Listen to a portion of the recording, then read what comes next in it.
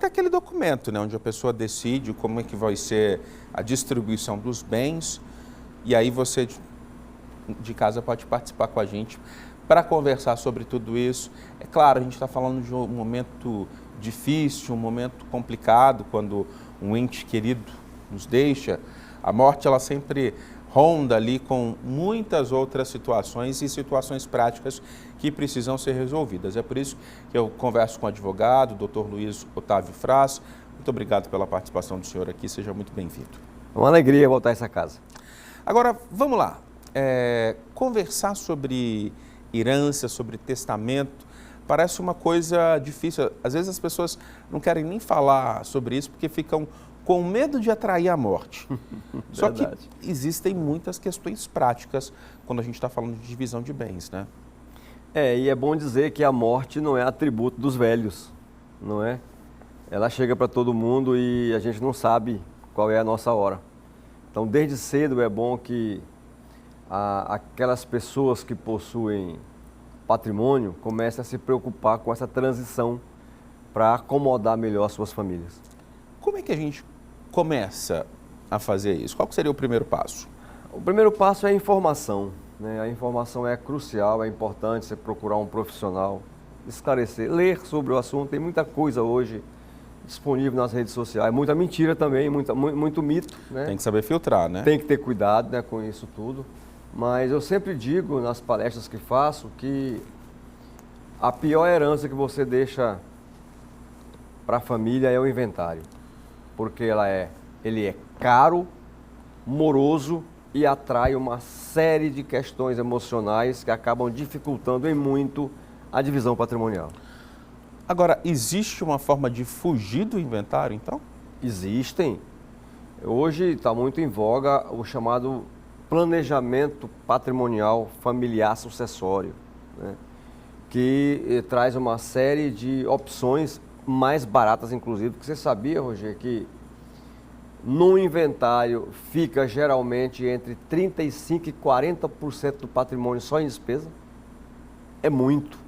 É um ônus que se deixa para a família, porque quando alguém falece que deixa o patrimônio lá, para poder dar andamento nos pagamentos de eventuais dívidas e impostos, tem que vender um patrimônio ali dentro. Porque ninguém vai pegar o seu patrimônio, às vezes um herdeiro tem mais do que o outro, vender para colocar lá. Vai vender. E quando vende, sabe aquela história de, é coisa de viúva? Essa frase existia muito antigamente. É porque você vai vender barato. E só querem comprar barato, porque vai atrasar um pouquinho para entregar documento. Você já perde muito na venda. Imposto de transmissão, né? O ITCMD, o famigerado ITCMD, que hoje está em torno, em média, 8%. Há uma mordida aí à frente que está se falando em chegar até a 22%. Nos países mais desenvolvidos já é 40%, nos Estados Unidos é 40%. Nossa. A mordida é muito grande. Então, já fica a parte dos advogados, em torno de 10% a 20% a 30%, dependendo do ajuste. As despesas para registro dos formais. Então, tudo isso é despesa muita. E quanto maior o patrimônio, mais caro é o custo. Que difícil, hein, gente? Olha, gente, é complicado toda essa burocracia. E você de casa pode, inclusive, participar aqui com a gente. 984511111 é o nosso número. Aproveita para você mandar a sua pergunta. Talvez você está vivendo aí uma situação complicada sobre herança, sobre divisão de bens. Inclusive, a gente já vai ver a pergunta da Marina. Vamos acompanhar? Bom dia, meu nome é Mariana Arruda.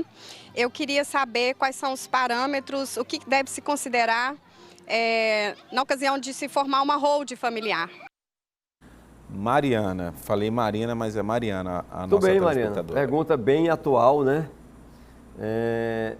Especialmente o patrimônio, a facilidade. Porque a holding, que é uma palavra que está muito em voga, nada mais é do que a transferência patrimonial, assim, bem grosso modo, da pessoa física para uma pessoa jurídica, subir o patrimônio do físico para o jurídico, que implica em menos impostos, implica uma administração mais racional, a participação dos herdeiros dentro desse universo, mas a holding, ela não é tudo, ela é apenas um dos mecanismos desse planejamento. Há outras formas mais baratas e a holding não é só para quem tem um patrimônio muito grande, não. Você pode fazer um patrimônio menor. Por exemplo, uma fazenda produtiva em que um dos herdeiros mora e trabalha nela com o pai e outro herdeiro mora nos Estados Unidos, por exemplo. Se há o falecimento, os dois recebem por igual. E esse que trabalhou, que deu o suor todinho lá dentro, você vai se sentir injustiçado. Então, na holding, ele pode ter um cargo, uma remuneração da holding, para que o seu suor seja valorizado enquanto ele cuida do patrimônio do irmão que está fora para o futuro. Agora, quando a gente está falando em divisão de bens, a partir de que situação as pessoas podem se preocupar? Porque, às vezes, a pessoa não tem ali uma grande quantidade de bens, tem geralmente ali um carro, um apartamento, uma casa. Mesmo nessas situações onde não existem grandes fortunas, a pessoa precisa se preocupar com essa transferência em caso de muitos herdeiros? Precisa porque a confusão não depende do tamanho do patrimônio, não. Às vezes uma casa é condição suficiente para uma briga eterna, né? E esses dias repercutiu muito na internet, por exemplo, um herdeiro que acabou tomando para si o patrimônio do inventário porque morou muitos anos na casa. Com o falecimento dos pais, ele ficou ali sozinho, cuidando, e quando abriram os olhos para fazer o inventário, já tinha um prazo da uso capião. Isso repercutiu muito recentemente. Acontece também, né? Então, é preciso cuidar disso cedo. Porque, por exemplo, se você faz uma compra e venda ou uma doação em vida, a doação é muito parecido o imposto com o causa-mortes. Mas uma compra e venda, por exemplo, dos filhos para o detentor do patrimônio, é 2% o imposto. A holding, você sobe, em regra, o imposto não incide. Quando você joga numa empresa e inclui todo mundo como sócio da empresa, esse imposto também não incide. Então veja a diferença que é, tá? Então, se eu tenho um carro, estou adoecido, estou precisando ter atenção com a minha saúde, já põe em nome de alguém. Esse alguém se compromete a documentalmente depois repassar para os outros. Há mecanismos. O que você tem que fazer é procurar informação e bons profissionais para te orientarem. Agora, como é que funciona, por exemplo, na hora que eu vou decidir a divisão dos meus bens? Essa divisão ela tem que ser igualitária entre os herdeiros? É aí que entra aquilo que você falou no começo, que é o testamento, né? Quem tem herdeiros necessários, por exemplo, ascendente, pai, mãe, descendente, filhos, cônjuge, só pode dispor de metade, tá? Por testamento. E o testamento também é um dos mecanismos para planejamento, né? Ele pode, por exemplo, beneficiar um neto, ou um amigo, ou uma amiga. Tudo isso tem mecanismo de fazer essa transposição, porque se eu sou o dono do patrimônio, eu tenho controle sobre quase todo ele. Porque você sabe que não existe herança de pessoa viva. Há muita gente brigando aí pelo patrimônio do pai e da mãe sem que eles morram. É muito comum isso, né? Alguém acha que porque está mais perto tem mais direito. Não é assim que funciona. Então, é preciso planejar, não é?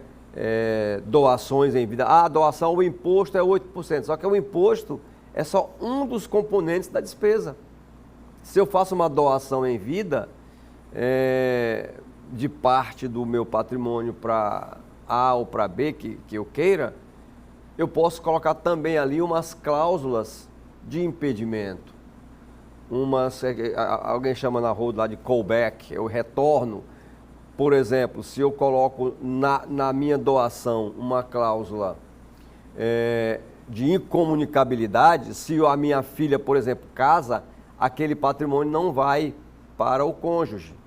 Ou uma cláusula de reversão, por exemplo, que se o meu filho, a quem eu dei, ou quem eu fiz uma doação maior, falecer, aquele bem volta para mim. Então, tudo isso são mecanismos que você pode fazer assessorado por um bom profissional. Agora, então vamos lá. Eu vou fazer um testamento. Então, 50% eu preciso disponibilizar ali para os meus herdeiros diretos. Pai, mãe, filho, esposa? Não. Pode ser para outro, pode ser só para um deles. Porque eles já têm os 50% que sobraram, que é a chamada legítima. Então, esses 50% já estão preservados. Os outros 50% aí sim eu posso... quem eu quiser.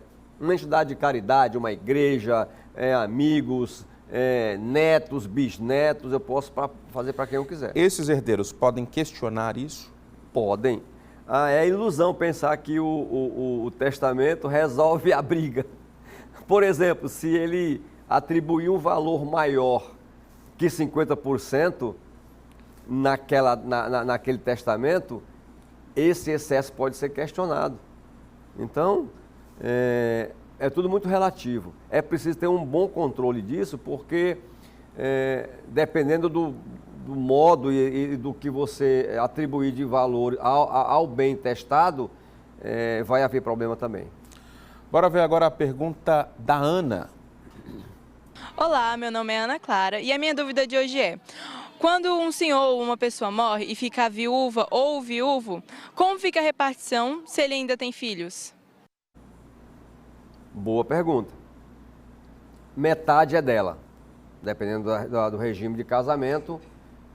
Geralmente o casamento é em comunhão parcial de bens, ela é meeira, essa parte é separada, não incide imposto porque ela sobrevive, ela é supérstite, né? E a outra parte é dividida. Se ele tem bens particulares, por exemplo, se ele quando casou já tinha patrimônio, ela também além da meação dela, ela ingressa no inventário com uma cabeça a mais. Então, ela também, além de ser meeira, ela é herdeira numa cabeça, naqueles bens particulares. Tá? Então, ela preserva o dela, esse também não incide imposto, esse segue normal e se faz a divisão para os demais herdeiros. Aqui vai uma distinção. Se eu não tenho herdeiros necessários, pais e filhos e cônjuge, eu posso fazer um testamento de 100%, para quem eu quiser. Agora, vamos pensar ainda nessa situação. A pessoa é casada, não tem filhos. Os pais ainda estão vivos. Dos cônjuges morre. O que acontece com o patrimônio que os dois estavam ali juntando? Esse patrimônio vai ter que ser dividido? Os pais, por exemplo, teriam direito a receber? Vai para os pais, não tem filhos, o cônjuge morre, a parte dele vai para os cônjuges, para os pais, aliás. São herdeiros também. Interessante, né? Interessante e difícil, se você pensar... Por isso que eu te digo que a morte não é só para idosos. Sim. Né? A morte também, você vê a quantidade de acidentes que acontecem todo dia, né? De doenças precoces. Então, é preciso pensar um planejamento cedo. Falar de morte é vida.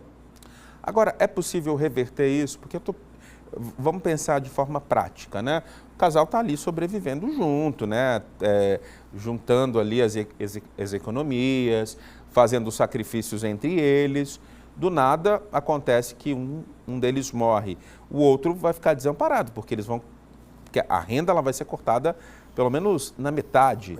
Existe alguma forma de proteger? Essa é a vontade do legislador. Tem a forma de proteger mais um pouco. Por exemplo, ele pega essa parte dos 50% e testa para o próprio cônjuge.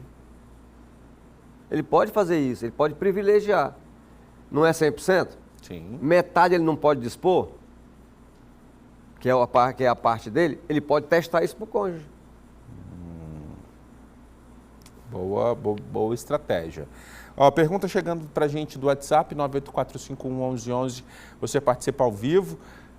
O telespectador é o Antônio, mora aqui na capital. Ele pergunta o seguinte: quem tem um único herdeiro, eu preciso ainda assim fazer um inventário? Sim, precisa. Porque, veja, hoje nós temos um inventário também extrajudicial. Né? Se ele é herdeiro único, ele não vai para o judiciário.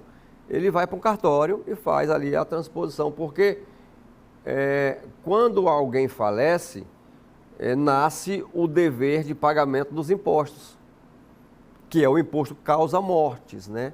Quando alguém falece, o fato gerador do imposto é o falecimento e tem que pagar esses impostos. Por isso é que tem que fazer a transição. O governo nunca perde, o Estado nunca perde. Apesar da gente já ter feito vários pagamentos ao longo do ano desses bens, né? Porque a vida é assim, né?